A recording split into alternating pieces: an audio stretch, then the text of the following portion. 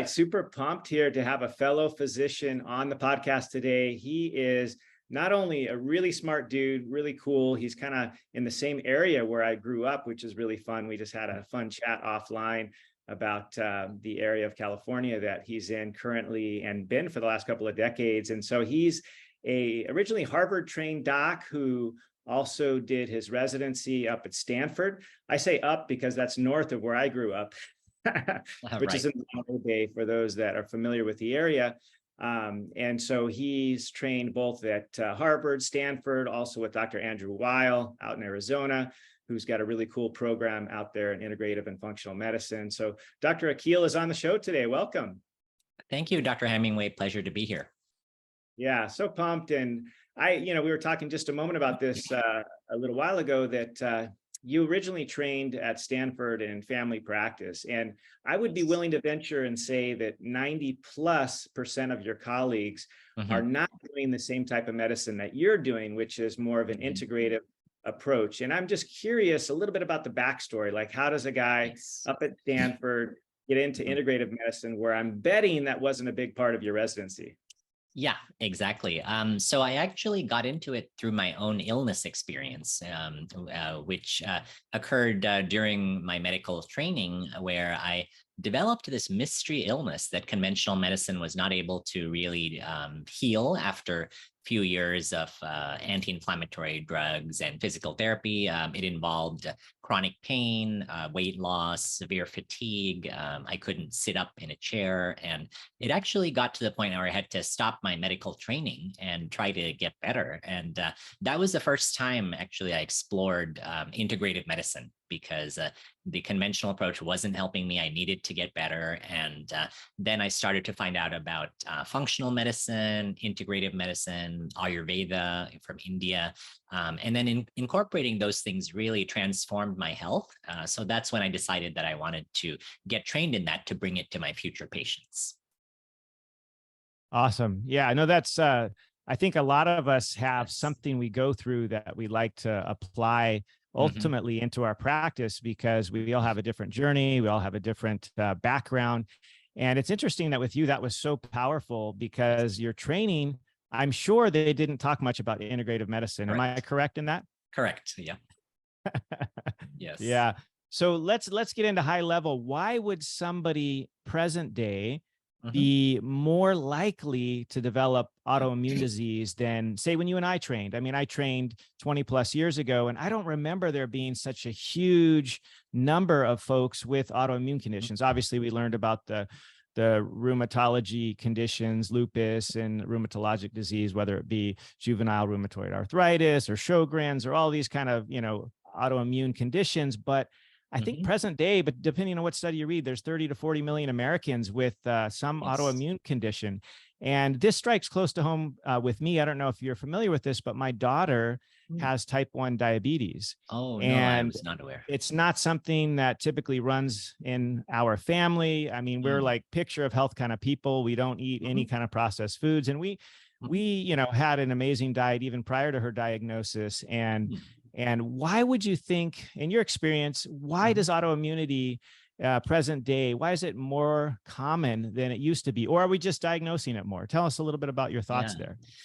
No, I think you're right. The rates are really skyrocketing, and it's not just because we're diagnosing it more. So they've done studies where they've compared stored blood samples from 50 years ago and looked at the levels of autoantibodies and other things that diagnose autoimmune disease. And there's been a 400%, 500% increase in the last 50 years in multiple autoimmune diseases.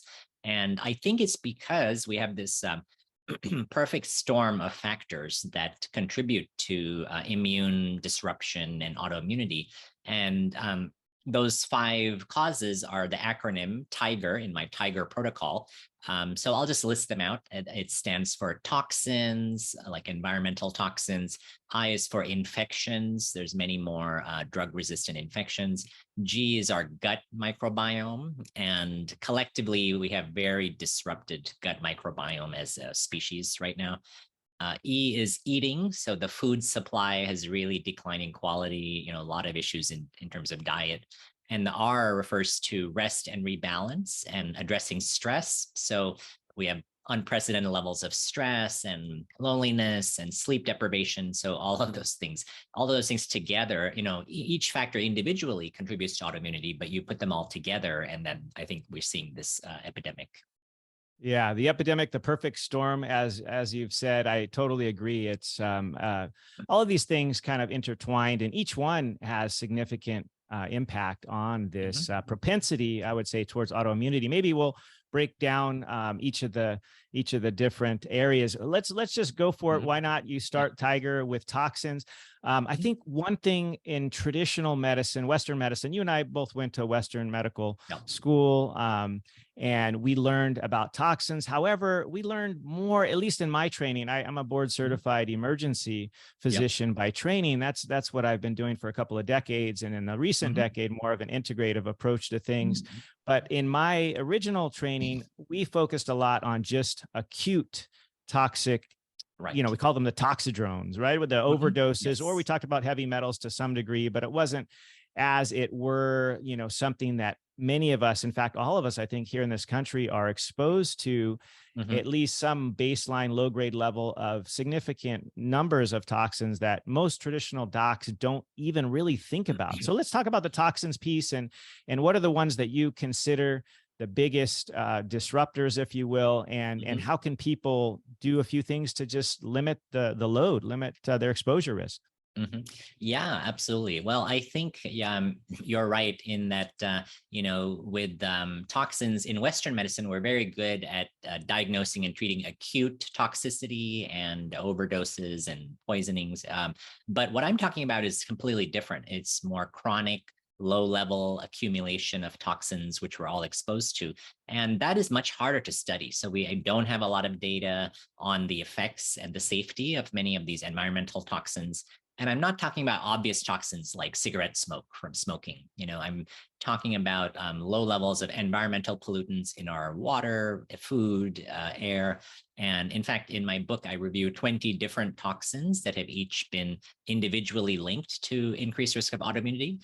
And the research shows the average American has over 100 detectable toxins in their urine. And so, I think it's that synergistic effect of multiple toxins. And some examples of things are heavy metals, in endocrine disrupting compounds, which include plastics and BPA and so forth, pesticides, and the groundwater as well can be quite contaminated.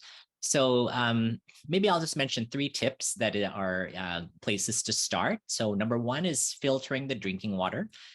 So getting a good countertop or reverse osmosis water filter is what I recommend. And that will eliminate, most of the toxins in water. 2 is keeping to a mostly organic diet, limiting the processed foods, increasing your plant food diversity so you can build up the microbiome, and that which helps actually with detox. And then the final tip is maybe not as well known, but leaving your shoes at the door is helpful because they've studied the bottoms of shoes and found high levels of like lead, pesticides, drug-resistant bacteria. So you don't want to be tracking those all around your house. And if you just leave your shoes at the front door, that's another simple strategy. I love that. In fact, I wasn't expecting you to mention that, but you may know this if you've ever been to Hawaii, which is where I've spent the better part of the last 30 years. And that is the tradition here. If you go barging into somebody's house with your shoes on, you're going to get slapped. I mean, you're going to, or be kindly told that, remove your slippers. Here, most everyone wears slippers of some kind because, it's warm, it's comfortable. You can kick them on and off wherever you go. And unless you're inside some office building or department store, that sort of thing, like everybody goes without shoes here, and especially in their homes. Like in their homes, that's like non-negotiable, basically. If you come to my house, Dr. Akil, you're going to see like 30 pair of shoes right outside the front door, like literally a mountain of shoes. And one of my kids' jobs once a week is to kind of organize them, so it's not so hard to get through that little mountain of shoes. But yeah, I think that's so important, and it's so simple. Like it doesn't take any effort to just take your dang shoes off and Yeah. And then when you're like kicking back, if you have, carpet, which I don't really like, I don't recommend necessarily because of all the things that, as you know, stick to it and that are, Yep. not just, even if it's brand new carpet, there's just a lot of potentially toxic stuff that's used in its production, what they coat it with to make it stain resistant, all those kinds of things. So I'm not a big fan of carpet. And in Hawaii, we almost never have carpet. We have tile most everywhere because it's just easier to clean and just feels nice. And when it's clean, it because you feel it. If it's dirty, you're like, oh my gosh, my feet are sticking to the tile. I better clean it. Right. Whereas carpet, you can't really tell, unless it's obviously dirty, you have no idea what's living there. And so exactly. I don't know if that's one of the things that you sometimes will have folks do is remove carpet from their homes. I'm just curious your thoughts on that. Yeah, in fact, household dust has been found to contain many of these toxins, which end up accumulating in the dust, like cleaning chemicals, other flame retardants, other environmental toxins that are off-gassing in the house. So if you can't change the carpet, then just frequent vacuuming, removing dust, trying to keep it as clean as possible, opening the windows to air out the house. But ideally, yeah, if you can switch away from carpet, then it's much better in terms of reducing dust. Yeah, absolutely. And what you just said, another super simple thing that most of us can do. We can't always do it all year long, but opening the windows is really, really important. And if you can't because it's just way too hot or way too cold, make sure you're replacing the air filters that are in the circuit of your ventilation system, because I think many of us get lazy, including me. I'll just be honest. I'm glad that my system that I have has a reminder every so many days. The thing pops up and says, hey, it's time to change the filter. I'm like, oh, okay. Because we think, we remember, right? But these kind of things, they're just not, going to be on our normal radar. And so having, if you have to have your windows closed because it's just super hot and you got to run the AC, or it's super cold and you'll freeze to death if you have them open, then that's totally cool. But make sure you're replacing those filters often. But here in Hawaii, we kind of joke about this. I don't know if you've been, but most of us residents, although it is quite warm here this time of year, it's always in the 80s, it may be in the 90s. The humidity is, 90 some odd percent. So it's pretty warm, but yet most of us actually don't have air conditioning. And the way that we deal with this is all of the windows all of the time are open, and we have fans that are circulating the air around as well. Every room you go into has a ceiling fan. And so we're getting wind coming through, which is actually a really great thing to have the external environment come into your home, because unless you're right on a freeway getting all the off gas from all the pollution out there, maybe that's not, but most of us can open up a window. And there's been studies of what the environment in your home looks like when you have closed windows versus open windows. And so high level for everybody out there, if you're able to, open a window fairly frequently, or a lot of the time, if you're able to, and that's a simple, no cost way to kind of keep that air circulating and fresher and less environmental toxins, if you will, because you're kind of getting that flow through there. Flow is great. Anytime that you have stagnation anywhere, whether it be your environment or of course in our body. And I'm sure you'll get into this in just a minute, but one of my favorite things to ask people, I know it's super weird for the traditional Western doc, is like, tell me about your poop. And we haven't gotten into that yet, but I would just like to ask you, what's the deal with functional medicine docs, integrative docs? Why do we care so much about poop? The reason is, poop is actually about 80% bacteria. So it's actually a good reflection of the bacteria in the microbiome, which there's 40 trillion bacteria there. And they play such a huge role in regulating not just our immune system and autoimmunity, but our metabolism, weight, brain function, brain fog, energy levels, inflammation, other organ systems, detoxification. So it's just impacts everything in the body, and gut health is so foundational. And, asking about stool habits sheds insight on that. Yeah. And I'm happy to report, Dr. Akil, about a couple of weeks ago, there was a study that came out with kind of a, I hate to use the word minimum, because in my humble view, it's a little too low, but it mentions something about pooping 2 to 3 times a week as sort of the absolute minimum. And I would say personally, I would like everybody to at least poop once a day. What are your thoughts on that?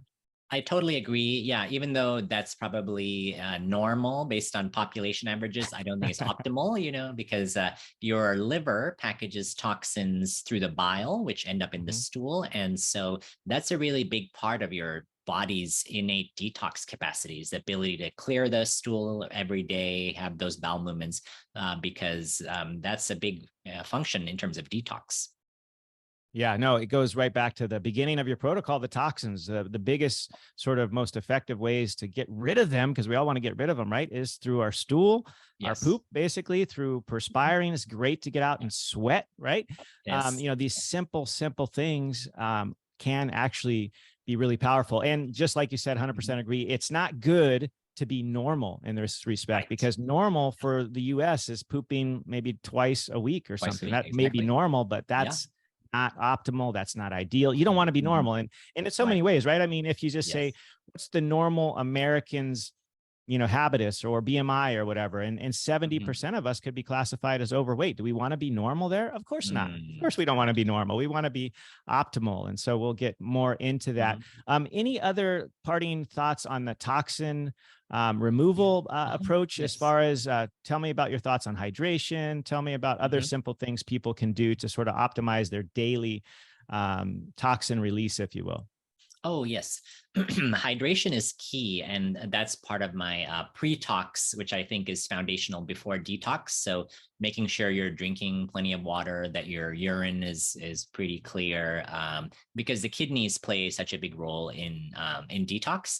And I think skincare products are sometimes overlooked as a potential source of toxins. So there are online databases like the Environmental Working Group, where you can help clean up your personal care products, because anything you put on your skin to some extent goes into your blood, gets absorbed. So it's actually important to be discerning about what you put on your skin and your scalp and hair. Yeah, I couldn't agree more. And I think right now, being summertime, a lot of folks are heading out to the beach and they're putting on all different classes of sunscreens, if you will. And there's a lot of them out there that are not awesome, but I would just reflect exactly and reiterate what you said about the skin is one of these really large, surface areas to which either good things can come about. You can absorb the vitamin D that you need to, or the sunlight, which makes the vitamin D, if you will, active in your body, or you can actually put in a lot of crap in your body. And we know this as traditional docs, that we put medication on the skin often, and there's medication patches, and there's all these things that get absorbed transdermally. So why wouldn't these other things get absorbed as well, be it the sunscreen or the makeup or even lip balm or what have you gets absorbed. And a lot of us just fail to think about it. So high level, what kinds of things? The EWA Environmental Working Group site is an amazing place. I agree, but kind of simple high level stuff for people to look for, maybe to avoid in skin products. Like, what are the big things? Like, let's just take sunscreen. What are the big things to avoid? Right. Yeah. So with sunscreen, I actually prefer the barrier methods, like which use zinc or minerals, rather than the more chemical sunscreens, which are available. So I would say look for zinc or other barrier-based sunscreens. And my rule for choosing personal care products is the same as for choosing food, which is that if you look at the label and you see any ingredients you don't recognize, you have to look them up to see what they are, then steer clear of that. Because just like with food, you want to have minimum number of ingredients, and you want to know everything, understand should be whole, unprocessed, natural things. Same with the skincare products. Make sure you have minimum number of ingredients. And if there's anything that you don't recognize, then I would steer clear. Yeah, couldn't agree more. And a lot of, things that people wouldn't necessarily be thinking about, but I think that rule of thumb to use the same criteria with which you would use to judge food, is it safe to eat? If so, it's probably safe to put on your skin as well, because effectively that stuff is getting into your blood. And same thing with the stuff you eat, it gets into your blood. And in fact, more so in many of us that have increased intestinal permeability, a lot more of that crap is getting into our blood. And so we don't want that. So be discerning. If it's not safe to eat, it has a bunch of ingredients you don't recognize. And in sunscreens, we're thinking about the parabenzones, the avabenzones, these kind of chemical protectants rather than the mineral base, which are the zinc, the titanium, exactly what you said, 100% agree there. And so I think I just love that simple rule of thumb. Like if it's safe to eat, it's probably safe to put on your skin. Generally speaking, don't put something on there that has what looks like should be in a chemistry lab, on your skin, because that's going to get into the blood. And just because it's generally regarded as safe, right? The so-called designation that many of these 40,000 plus chemicals have been given here in the US doesn't mean it's actually good for you, that it's actually something that you want to have on your skin or in your body. So thank you so much for that. Let's jump into the second ingredient, if you will, the infection piece of your Tiger protocol. What are the infections you're thinking about that affect many of us that can cause autoimmunity? What's sort of the high level ones to be looking for? So there's different categories. Bacterial is the most common because of the microbiome in the gut. There's also viruses, there's fungal infections, there are parasites, there's archaea, which is a unique group of bacteria in the gut. So a lot of different categories. And my approach with infections is not to try to pinpoint, all the individual bugs and try to kill them, but make the body terrain inhospitable to infections so that naturally your immune system can take care of them. And one tool that I really love to recommend to people to support that is use of spices, because they are known for, seasoning our food and being tasty, but they're very good antimicrobials, anti-inflammatory, things like turmeric, garlic, ginger, and also lesser known spices like black cumin, ajwain, fenugreek, things that I talk about in my book. And also I love to include recipes so that people can try out these spices. And I think they're very powerful in terms of addressing infections. Perfect. What are your thoughts on the recent pandemic? Have you seen spikes in autoimmunity based on that virus in particular? Just curious. Well, I think that with COVID-19, like any virus, it does increase the risk of autoimmunity. We still don't know to what degree, but there have been case reports of people developing autoimmune disease after COVID infection. I think long COVID may have an autoimmune component depending on the research study. And then because autoimmune disease develops quite slowly, it can be over 10, 20 or longer years. I think only time will tell, but I'm worried that it's going to exacerbate the epidemic. Yeah, no, I couldn't agree more. And I think I agree. It's a little early on to be able to know for sure, what spike, which I would anticipate even a greater spike in autoimmunity post-pandemic, if you will, because I think that virus has been known to cause a bunch of issues, especially the long haul, like you mentioned. Is there any specific testing that you would recommend people get for certain bacterial, viral, fungal, other types of infection that would often be sort of under the radar, if you will, of a traditional Western trained doc's focus? What would kind of you recommend people start with? I can give a couple of examples. So there are a lot of course, different tests that are out there, but one is testing for chronic viruses like Epstein-Barr virus, cytomegalovirus, and these viruses that have been associated with certain autoimmune conditions, because those are not part of our conventional blood work we do for everyone.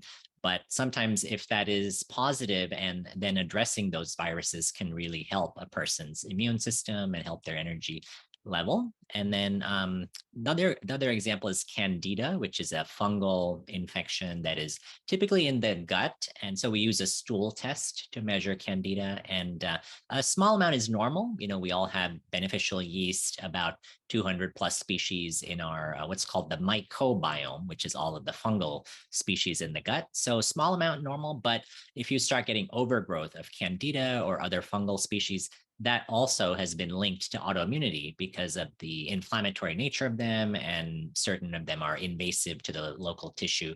So very destabilizing to the immune system.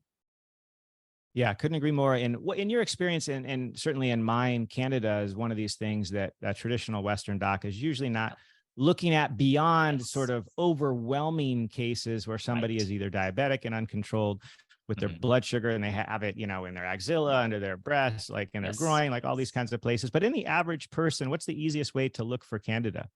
At least the overgrowth that we're kind of talking about here.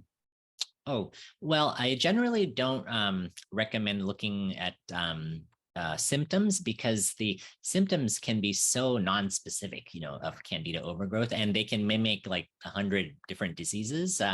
Um, so I always recommend, testing to see, and if you have signs of fungal infection on the skin or the nails, that can be associated factor.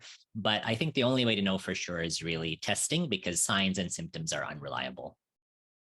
Yeah, I would say not only unreliable, but they can be very late in the game as far as Yes. detection. If you're waiting for somebody to show the, sine qua non skin rashes in the armpits and in the groin Right. and that kind of area, it's probably overwhelming overgrowth, Yes. and it's going to be a little bit late in the game as well. Still great to treat it, but I think many of us have a lower level candida overgrowth issue that we wouldn't Yep. necessarily, exactly how you said, be able to diagnose it just based upon symptoms alone. So looking a little bit deeper into stool testing and things to look at different microbial makeups and yeast and viral and fungal and all these kinds of things we're talking about, I think is great. And what do you I'm just curious, when you think about these infections, if you will, especially the chronic ones that you mentioned, the EBV, for example, do you think that the incidence today, has it been shown that the incidence of these is much higher than before, or is it a similar level in the past? And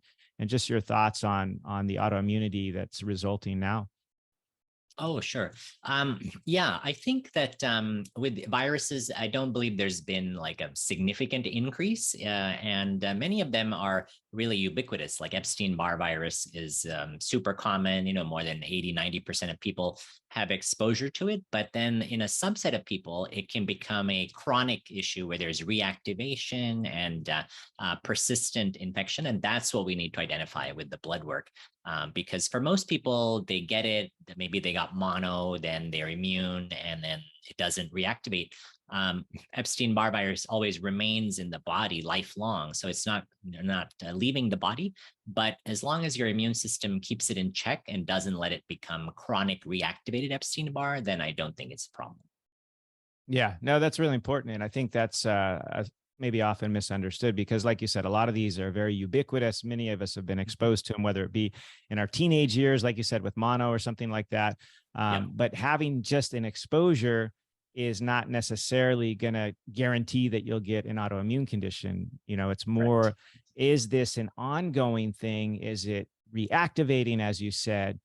Is it just a chronic low level infection that just has never gotten cleared? And these are the kind of things that you can specifically look for in testing, because just a yes or no, have you been exposed to it? I mean, the overwhelming majority of us have been exposed to things like EBV or Epstein-Barr, for example.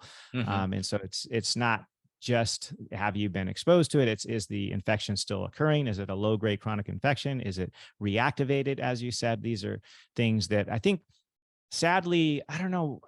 I mean, it's something that, as you and I know, it just wasn't really taught in medical school that way. I mean, we learned about the only chronicity that I ever remember learning about with EBV is that, later on in life, you might, there's this group of folks in Africa that got cancer, the lymphoma, the Burkitt's lymphoma, and things like that. And it's like, that's kind of what we were thinking about, but not any of these sort of autoimmune conditions that you and I are talking about today. Would we ever have been taught in medical school that, they may be linked to a chronic infection of one of these viral components. So yeah, it's great that you bring that up in the book, because I think it's so important and so common.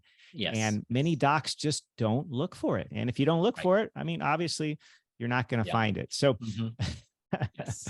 we talked already a little bit about the G portion, the gut health, but let's just do some of your sort of biggest high level tips, how people can get their gut healthy, because I agree with you. It's sort of I think, demonstration of your overall body's health. If your gut's really healthy, most likely all of the other things that you're looking for are going to be going well in your health. It's everything is integrally connected with the gut. But what are the high level things that you and I can do to try to improve our gut health?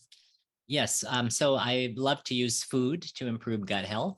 So I'll mention 3 categories of foods that are very beneficial. So first are fermented foods, which could be either dairy-based like yogurt, or non-dairy like sauerkraut, kimchi, because there was a study from Stanford that showed that increasing intake of fermented foods actually improved 19 different markers of inflammation in the blood, and also improved immune regulation in adults. And so I think as an anti-inflammatory and immune regulating tool, fermented foods are actually very powerful. So encourage, and of course, not everyone tolerates them, but whatever you can tolerate is good, even if it's a small quantity. I think that's very beneficial.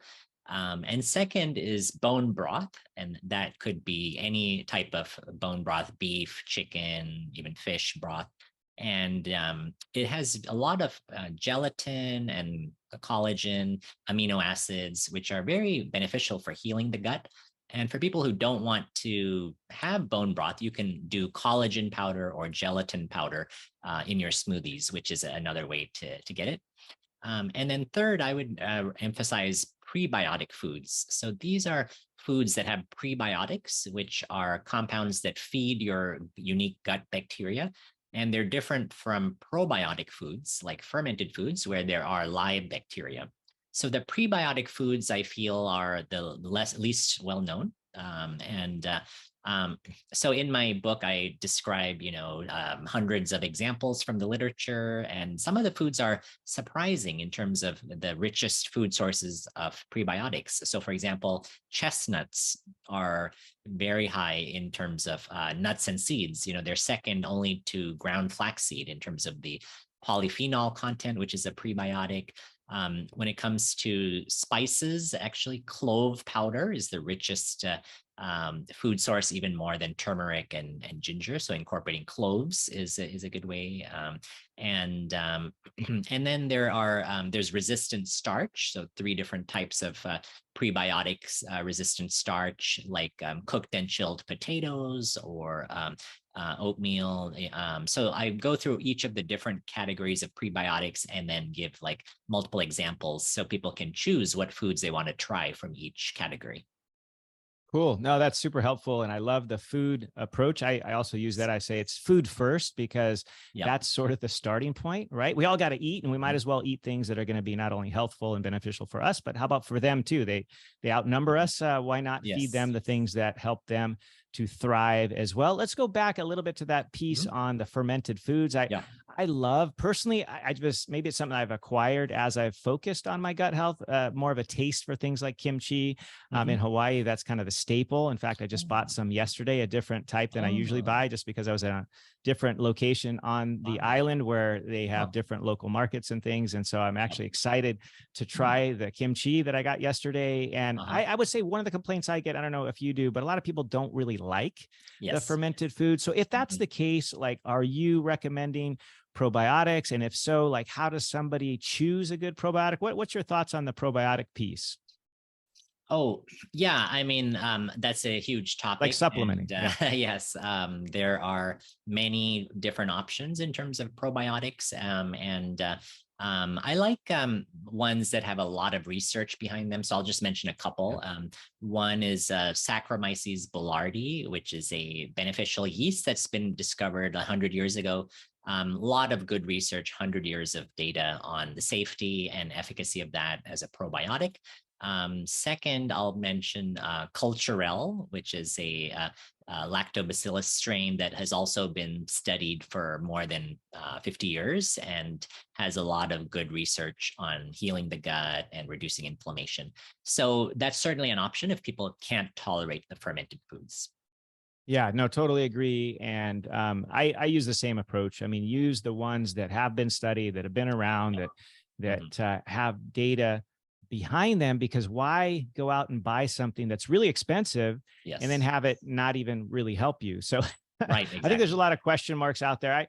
I've even been recommending people for decades really take probiotics, especially when they're having to take an antibiotic, because you and I know that we're literally just dropping grenades on our GI tract when we're taking antibiotics. And sometimes we really need to take them if we have a life-threatening infection. Absolutely. But I think you and I would probably agree on this, that the overwhelming, prescription for antibiotics currently in this country is probably, I hate to say not necessary, but it's definitely overkill on in every way, both literally and figuratively, because we use them kind of indiscriminately. And I think I think in medicine, we often, now I hate to even say this because it's kind of controversial, but I have seen what I like to call the Burger King medicine approach, which is the have it your way. Somebody comes in, they say, hey, doc, I got this. Every time I get this, whether it be a sinus infection, whatever, I always take antibiotics. That always works for me. So I'm here for my antibiotic prescription. Yep. Like, how do you approach that in somebody who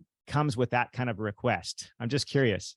Yeah, it's challenging, and you're right. It's super common, especially now with increased advertising, direct to consumers. Ask your doctor about so and so medicine. So we get that all the time, and it's basically an issue of patient education. Just really taking the time to explain the nuances, because it's not very black and white, as you know. Medicine, there's a lot of gray, and usually after you take a few minutes to explain the nuances, then people understand that maybe the antibiotic or the drug is not the best solution, and then you can kind of steer them towards like other natural options. Yeah, no, couldn't agree more. And I think the education piece is so important. And most people appreciate it when you sit down and chat with them about kind of pros and cons. And at the end of the day, you have them be involved in the decision making, which I think is really great about most integrative docs, is they really do have their patients involved in the process, which in Western medicine is not really the approach we were taught, right? It's kind of like, we're the doc, we're the ones that say what the treatment is. And I think involving the patient is not only helpful in the acute setting, but for long-term, right? I mean, 99.9999% of the patient's life is not with a physician. So why not empower them with the tools that they can use themselves to thrive in life, not just simply survive? So another thing you said, just in that piece, we talked briefly at the end about the prebiotic approach. And I couldn't agree more with respect to the importance of prebiotics. And I think that it's been underappreciated in many people out there, especially physicians, right, at the importance of prebiotics. And I would just, for the most part, I would like people to go and grab your book, The Tiger Protocol, because you actually do a great job of kind of separating out the different food sources where you can get this really gut food. I kind of like to call it gut food. Most of the prebiotic rich foods that we are eating actually don't help us so much per se. Like, we're not getting a lot of quote unquote nutrition from a lot of the, resistant starch in there and things. We're actually feeding the bacteria so that they can proliferate, and then they can help us in return with all the things that they can do. Is that kind of your kind of thought process behind the prebiotic, or excuse me, the prebiotic foods? Exactly that. Yeah, because we have to feed to support our gut microbiome. And for most of our gut bacteria, different fibers are their fuel source. So getting a wide variety of different plant fibers, whole grains, legumes, beans, nuts and seeds, fruits and vegetables, all of those are very beneficial for the microbiome. So I think eating to support the bacteria is very smart. Yeah, super, super important. I'd love to get to your last piece, the sort of the R of the Tiger Protocol. And I love how you encompass both restorative things like sleep, as well as optimizing stress, which is ubiquitous as well, right? In our current environment, especially post-pandemic. I think everybody is under a lot more stress just in general than we may have been exposed to in recent decades. Tell me a little bit more about your approach to the final R in the Tiger Protocol. Yeah, absolutely.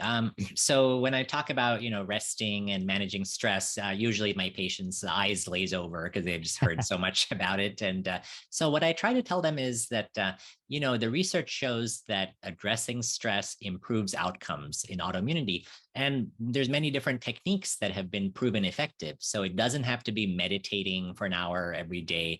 If that's not your thing, you could also consider psychotherapy, counseling, gratitude practices, prayer.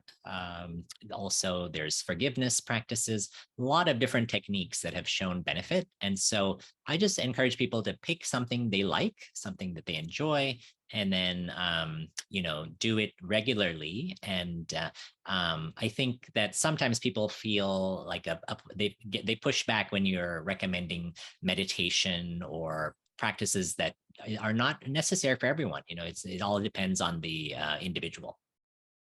Yeah, no, I totally agree there. Just pick something that you enjoy and something that you can, in my experience, I ask people what their sort of lowest level non-negotiable could be? Like, could you Yes. give 5 minutes to yourself Mhm. per day in this Yeah. activity? Like whether it be a gratitude journal for 5 minutes, whether it be Mhm. some sort of breathing practice for 5 minutes, what, like, could you do, like, what's the least? Cause I think a lot of us are intimidated, right? Yeah. We think about meditation. We're like, well, I gotta, box out Mhm. 1 hour or 30 minutes Right. minimum to make it effective. And I think Yeah. that's the wrong approach. We want Yes. somebody to be able to say, this is something I personally can do every single day. I can take 5 minutes for myself. Maybe we got to lock ourselves in the restroom. Like for me with 6 Right. kids, like that's kind of a little bit of a safe spot sometimes. If I really Sure. need a minute, like I'll literally just lock myself in the restroom for 5 minutes and do Yeah. some deep breathing or whatever it Perfect. is I need to do to kind of change my Right. physiology for a moment. And Yes. I think we can encourage people to just recognize that it doesn't have to be long. It doesn't have to be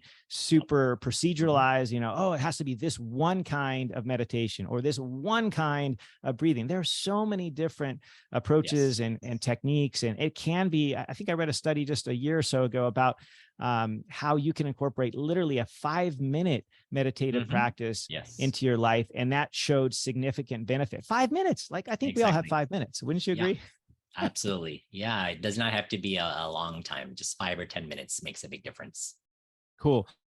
I wanted to ask you, and maybe a little bit selfishly, but kind of just in general, a lot of people present day, as we talked about at the beginning, maybe 30, 40 million Americans have some sort of autoimmunity, whether it Yeah. be a thyroid disorder like Hashimoto's, Graves, what Mhm. have you, whether it be an intestinal disorder, Crohn's, ulcerative Yeah. colitis, whether it be type 1 diabetes, like my daughter, for example, or some rheumatologic condition, whether it be an arthritis or Sjogren's or many of these autoimmune conditions that I think are, for whatever reason, like we talked about, probably all of the reasons that you talk about in your Tiger protocol, we're just exposed to all these things on a much more frequent level, and our health practices are not amazing as a country. And so a lot of these things are increasing in their prevalence. But what would you say to somebody who has one of these conditions now? Like, what is their, I mean, obviously all of the things are important, right? It's important to find out what toxins are getting exposed to, how they can deal with them, what ongoing chronic infections, all these things are important. But if there is something to help someone have hope in their specific case, whether it be with say one of the bowel disorders like Crohn's disease or something, like is there hope that they could actually be cured? Like, what are your thoughts on that? Yeah, that raises a great point, which is the difference between cure and remission. Okay. So we always have to explain that to patients that in general, autoimmune disease is not curable, but it can be put into remission, which is where the symptoms are quiet, you're on the minimum number of medications, you have a good quality of life, and you should feel really good. So that is achievable for everyone with autoimmune disease. And the good news is the research has shown that addressing these 5 factors helps with healing, helps with reducing the need for medications, because you're taking away the drivers of inflammation and autoimmunity. And then whatever treatments you're on, medications, supplements, they'll work better because it's not like you're working against yourself, with the driving things forward and then trying to suppress the immune system. So I do think there's hope based on the research. Yeah. And some of it is just semantics, right? I think a long-term remission effectively is a cure. Exactly. If you're in remission for the rest of your life, you're cured basically, right? You don't have any ongoing inflammation. You're not having any continual decline, whether it be in your digestive tract, if it's a Crohn's or an ulcerative colitis, which are primarily an autoimmune scenario, or something else like Hashimoto's or something, thyroiditis that is largely an autoimmune process. And I think giving people hope that these things can be sent into remission, which means that basically they're not having symptoms, right? It's basically not a part of the current picture, and that many of these things, like you mentioned, can be done in a way that doesn't have to involve big gun, pharmaceuticals, which is what you and I were trained with, right? You got an autoimmune condition, you pump them full of steroids and big gun autoimmune, which are really a type of chemotherapy, really for the body. A lot of these traditional treatments, things like methotrexate and all these kinds of things that are out there now. There's obviously hundreds others that are available, and the mediators that are thrown at almost everyone. I hope I can ask you this, and I'm just curious in your practice. It seems to me, at least in my experience, that the level of uh, I'll just say prescriptions for big Mhm. gun autoimmune agents, whether it be the newer ones, which are basically floating, antibodies that can be used for all kinds of things, Mhm. whether it be, one Yeah. of these, intestinal disorders. It seems like everybody, not everybody, that's the wrong word, but a lot of people are being either taught by the commercials on TV that these are for everyone. You have a skin rash. Well, you should be on this big gun autoimmune drug, or you have, Mhm. a low grade intestinal problem. You should be on a big gun autoimmune drug. Like, what are your thoughts on those Yeah. agents in general? And is there a place? And if so, where is it? And can they be reduced or even maybe potentially, can somebody come off of those if they have one of these conditions? Yeah, that's a great question. So I think the goal is always reducing the number and dosage of medications. So I think Mhm. that is quite achievable. So I've had, many of our patients reduce from say 3 medicines down to 2 or even 1. Getting off them completely is kind of hard because of that issue of not curing autoimmune disease. Yeah. But definitely reducing dosage. And I think, one of the factors in the West is the power of pharmaceutical companies, because there's so much money to be made in many of these new medicines. And don't get me wrong, they're life saving. We prescribe them all the time. They have a role to play. But I do think with the newer medicines that are very expensive, there's a lot of incentive and marketing that goes into trying to get patients to request that even from their doctors. Yeah, no, couldn't agree more. I mean, it's I sort of put it into the same general thinking that I use for antibiotics. They can be Yes. for certain life-saving and absolutely necessary, but I feel like they're overprescribed. Also, autoimmune agents are overprescribed, and a lot of it, like exactly you said, the marketing. People are like, "Oh, maybe I should be on this. I should go talk to my doc. I got this Right. slight little bit of psoriasis, or what I think might be psoriasis, may not even be that, or I got eczema, or I got Mm. whatever. Maybe I should be on one of these big gun things because in the commercial it looks like I'll lead a perfectly happy life. It'll go away." And it could help you, but do you really need it? I mean, I don't know. That's a question mark. They're definitely uh, big time useful in the right scenario, but I feel like we Mhm. overprescribe them. And one of the goals that we have in sort of an integrative approach is to try to use as many naturally available tools that we all have access Yes. to help treat these conditions. And even maybe with that, like you said, we can come down from 5 medications to 3, or maybe into Yeah. 2, or what have you. And so I think there's a lot of hope out there for some folks that may be like, oh my gosh, like, is it even possible? Like, do I have to be Yeah. committed to this medicine for life? Like, there is hope. I mean, in my experience, and certainly in yours, we've seen lots of people have significant improvements when they use all aspects of this Tiger protocol, if you will. Yeah. Is there any one case that you would love to share kind of at conclusion that kind of elucidates all this put together? Is there some parting thoughts you'd like to leave with our viewers and listeners? Oh, yeah, absolutely. Yeah, I love to share a case because I think that illustrates how we implement this. So I had seen a woman who was a mom of 3, a Hispanic female in her 40s, who was diagnosed with multiple issues like insulin resistance. She had gestational diabetes with her pregnancies. She had fatty liver, which is now epidemic issue. And then she also had psoriasis, which is an autoimmune skin disease. And she was using steroid creams every day on a big part of her skin, but it was not controlling the psoriasis. So when I saw her, we actually did some simple things to reduce toxin exposure. A lot of the things that we talked about, greening the house and the personal care products and the diet as well. And then in her case, her microbiome was very disrupted. So one of the key bacteria we found was low is called Akkermansia. And Akkermansia is very important for regulating your blood sugar. In fact, studies show that people who have high Akkermansia are much more likely to lose weight when they go on a diet. So she was very low. And I think that's part of the reason she had the insulin resistance and obesity, fatty liver. So and Akkermansia responds really well to red colored foods like pomegranate, cranberry, red quinoa. So I had her just start eating all of those. And when we retested, her Akkermansia was way above average. And then other things as well. She had what's called leaky gut syndrome and dysbiosis, which is bacterial overgrowth, and a number of issues, very disrupted. But we focused extensively on gut.